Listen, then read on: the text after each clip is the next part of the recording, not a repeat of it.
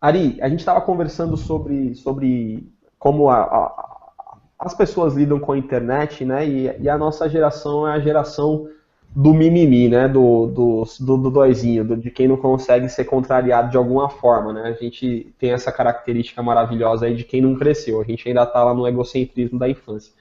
E aí, essa semana, surgiu aqui em São Paulo, semana passada, na verdade, né? Uma polêmica porque o vereador Romeu Tuma Júnior, se eu não estou enganado, conseguiu na Câmara dos Vereadores aqui de São Paulo aprovar uma lei de combate à cristofobia, né? Institui o dia 25 de dezembro, ele foi bastante criativo na data, né? Dia 25 de dezembro. Além de Natal, constará no calendário, se o Haddad assinar lá, né, só falta esse trâmite, não sei se ele já assinou, mas só faltava isso, constará no calendário da Prefeitura, além de Natal e ponto facultativo, o dia de combate à cristofobia. Ari, você acha que existe cristofobia? Olha, eu acho que a gente está tendo uma polarização de algumas opiniões políticas, sociológicas e tudo mais, que até tá começando a se criar uma certa aversão à ideia de se professar alguma fé. Isso é fato. Mas eu acho que todas essas leis que estão agora dando nome a isso e tentando garantir direitos ou que acabam se tornando privilégios, é meio chovendo molhado, né? Por exemplo, a questão do pessoal querer reduzir a maioridade civil para prender a molecada. Velho, o estatuto lá da criança e do adolescente, né, o ECA, já fala sobre uma cadeia especial para os menores e lá. É que a porcaria não funciona, porque ela existe no papel e não existe na prática, né? Então, tipo assim, agora os caras estão querendo fazer o quê? Ah, não, vamos criar uma cadeia própria. Então, criar aquilo que já a lei já dizia que tinha que ser criado, né? Uhum. Com relação a essa questão da homofobia, gente, a Constituição já garante a ideia de que ninguém deveria ser discriminado por nenhuma circunstância, por credo religioso, por opção sexual, nem nada do tipo. Então, por que nós estamos tendo que ser redundante dentro disso daí, né? Uhum. Então, talvez isso seja um pouco também daquilo que nós estamos colhendo, aquilo que nós plantamos no passado, no sentido de, mesmo a lei garantindo essa igualdade, nós nunca respeitamos isso, a verdade é essa. A gente fazia a nossa fé ter um peso maior diante de todas as pessoas da sociedade, e aí agora eles estão legislando em causa própria, e como tentativa de barrar um pouco isso, estão tentando legislar a favor da nossa causa, né? O que é uma bobagem tremenda, né? Porque vai Uhum. ter tanta lei, tanta coisa, que daqui a pouco tudo é proibido. Se o Mas, Estado fosse laico mesmo, e ele não se ocupasse desse tipo de coisa, né, já estava massa, né? Voltaria já ao que a gente era tava. antes. Mas a merda não é essa, assim, a gente acabou, a gente entendeu de alguma forma, não sei se por causa do formato político que a gente se organizou, de que a nossa democracia, na verdade, não é o bem comum, né? É tentar se fortalecer de alguma forma para me beneficiar. E aí a gente entra nessas coisas da questão da cristofobia, né? Na verdade, eu estou criando fobias a todas as fobias que o pessoal inventa. Assim. Toda vez que alguém me chega, não sei aquela fobia, já me soa de alguma forma crítico. Porque, de alguma forma, é sempre a pessoa tentando legislar em alguma coisa própria, não que seja injusto. Muitas das causas são justas, mas às vezes é só um mimizinho mesmo, um mimimi de quem quer ser, de alguma forma, protegido, inclusive os crentes. Né? Por que não existe uma movimentação em torno do respeito à lei que já existe de liberdade de culto, de liberdade de credo, de liberdade religiosa, e a gente tem que criar essa cristofobia, assim, criar uma lei para proteger da cristofobia. Mas insistindo nisso aí, vamos pro Pô, Lucas. por que não há militância em favor do direito do outro? Sim, Todo mundo sempre só a milita favor do meu pelo direito. próprio. É cota para a parte da qual eu faço parte, direito da religião a qual eu prego, né? Se tivesse uma iniciativa em questão dessas fobias para o grupo social do qual eu faço parte, eu acho legal. Se não é do qual eu faço parte, eu acho do demônio, sei lá. Lucas, você lida com bastante adolescente, a gente sempre fala isso, né? Eu percebi, eu assistindo, eu sempre falo, Lucas, você que fala sempre com os adolescentes. Essa molecada aí, você sente que existe cristofobia mesmo? A gente está começando. É lógico que se isso existe, fruto, é uma reação à nossa ação, talvez preconceituosa ao longo da história. Não sei, estou sugerindo isso. mas você acha que existe mesmo isso, cristofobia no Brasil? Não, né? Fora daqui. Então, eu acho que o que acontece, na verdade, não é uma cristofobia, é uma evangelicofobia. A gente foi pra cima de um monte de vertente arrebentando todo mundo, especialmente os gays. Esse lance da cristofobia só está existindo hoje no Brasil, só está entrando em vigor aí algo, a lei para ser aprovada e tudo mais, porque a gente bateu pesado nos gays. Aí eles colocaram uma transexual numa cruz, a gente ficou de mimimi, porque a gente não tem como rebater isso, e a gente inventou de fazer uma lei. Essa lei é uma resposta ao milindre nosso que a gente não tem peito para encarar da forma de diálogo. A gente foi para cima dos caras com tudo. Eles deram uma resposta, a gente não tem peito para encarar, então a gente faz uma lei. Me lembra Pondé, quando ele fala que essa geração vai ser lembrada como sendo a geração de mimados, ressentidos e covardes. A gente não tem coragem de encarar nada, a gente fica com mimimi e fica com ressentimento. Ah, os gays fizeram isso comigo e tal. E entre a nossa garotada, é óbvio que existe um monte de coisa aí que é meio nova. Antigamente a gente trollava um ou outro, se chamava de boiola, tirava onda com o moleque que é. Eu sempre fui gordinho, sempre me zoaram por ser gordinho. Você ia falar que eu sempre fui boiola. Não. Eu sempre fui boiola. Mano, deu um. Mas por que, Hernani? Você tá com homofobia aí, Hernani? Desculpa, não respeito. Sempre tiraram a onda por ser gordinho, eu sempre tirei a onda de todo mundo por ser qualquer coisa que a pessoa fosse, especialmente quando a pessoa não é, aí que eu zoava mesmo. E hoje isso não rola muito, hoje tudo ai, tem que cuidar. A base do bullying, zoar aquilo que o outro não gosta de ser zoado. O outro, exatamente. Já dizia o ditado, bullying forma caráter, né?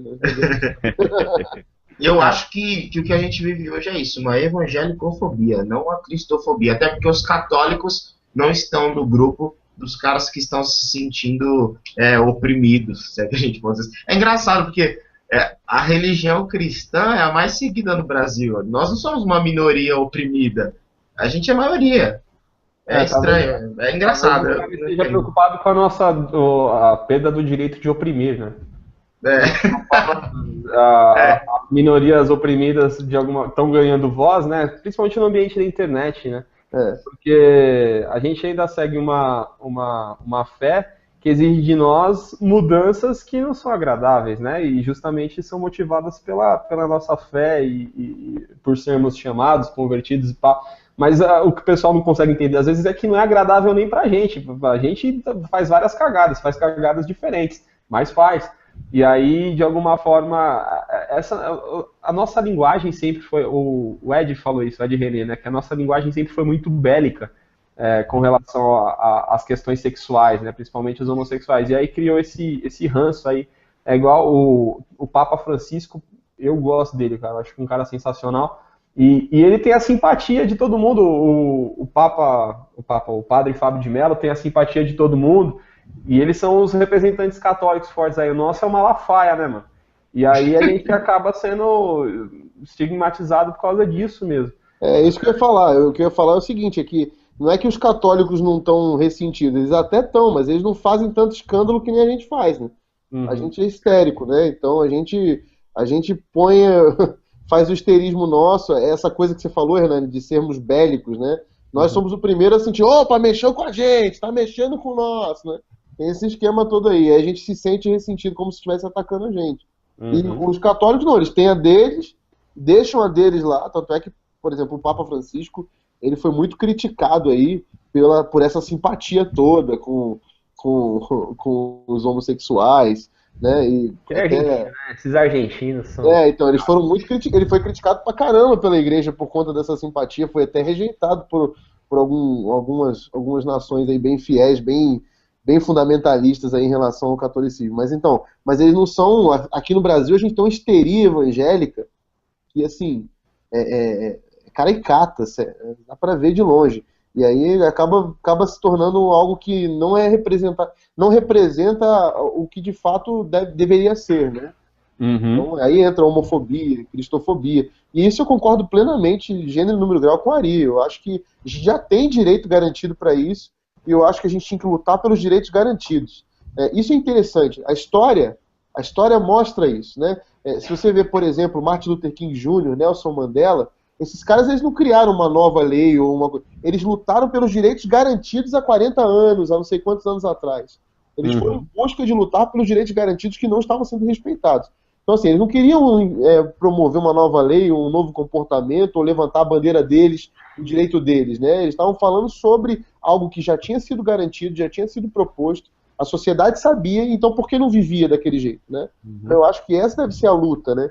E uma luta nossa, por exemplo, se você vê um caso, por exemplo, como o de Orlando, e você vê os caras foram atacados no boate gay e tal, é um atentado terrorista, meu, a gente tem que se promover e se compadecer contra um atentado contra o terror.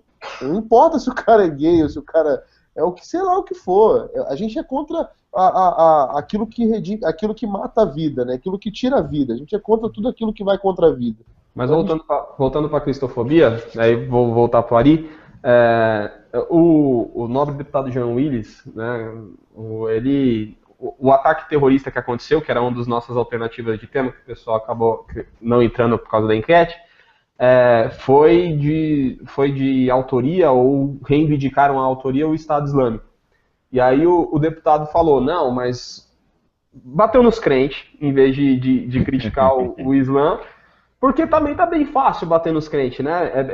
Eu não vi ele criticando o Islã ainda, talvez não sei por que, nobre deputado. Eu tenho medo. Mas o ataque foi reivindicado por um grupo extremista islâmico, mas ele elegeu os evangélicos, né? A massa, e aí acaba abarcando todo mundo que professa a nossa fé, como, de alguma forma, bateu em nós, mesmo a gente não tendo nada a ver com a situação. Isso não é um indício de que existe cristofobia, só tentando fazer o papel do advogado do diabo aí, falei. Realmente é uma incoerência de discurso, né? Mas, por exemplo, se nós, como cristãos, fôssemos aqueles que abraçassem essas pessoas, essas minorias, né? Esses que são discriminados pela legislação e tudo mais, no geral essas pessoas não aceitariam essa crítica dele. Então eu acho que a fala dele é oportunista, sim. É uma fala para tentar se promover, né? E ele faz isso porque as pessoas já associam, quando falam de igreja, preconceito, né? Discriminação e por aí vai. Uhum. Então a gente recuperar isso daí agora tem que andar uma jornadinha um pouquinho complicada. Qual que é o Mas caminho? Eu confesso, o caminho é coerência. A gente rever as explicações a respeito da nossa fé, o como a gente crê e o porquê crê, e nós não precisamos abrir mão da ortodoxia. Eu, por exemplo, tenho um percentual de pessoas que se apresentam como homossexuais no meu Facebook que é inacreditável. É um número muito grande, sabe? E poucos me cantam, sabe? E quando me cantam eu fico até feliz, assim. Porque por isso o brinco no nariz, né, velho? Velho. Esse charme aí, essa barbinha. Não, mas assim, a autoestima do cara vai lá em cima. Você pensa assim, alguém ainda deseja esse corpinho aqui, né? Além da minha esposa. Mas eu falo assim.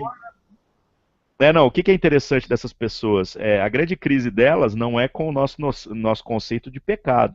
Até porque eu não quero impor para ninguém que alguém tenha que se abster da prática do pecado à força. O Evangelho não apresenta isso, né? A força é lá no final, né? Quando todo joelho se dobrar diante do Cristo. Mas até lá as pessoas são livres para viver do jeito que elas quiserem, isso é fato. E o que as pessoas geralmente vêm para discutir é o conceito de salvação. O cara fala assim, poxa, mas então eu sei que é pecado. E aí? E aí é muito gostoso falar sobre essas pessoas, porque aí o evangelho é um evangelho de misericórdia, dizendo para o cara que do mesmo jeito que a gente vive algumas crises, e a gente vive em comunidade, inclusive para se ajudar nas crises mútuas, né, para que todos possam crescer e alcançar a estatura de Cristo, então a gente vai fazer isso, permitindo que esse cara viva na mesma comunidade, né, viva da mesma maneira. Então o nosso evangelho não é preconceituoso, né, porque dói nele, mas dói na gente também, ou vai falar que é diferente o meu desejo de comer todo mundo do desejo dele, de repente, de dar para todo mundo, né? Então,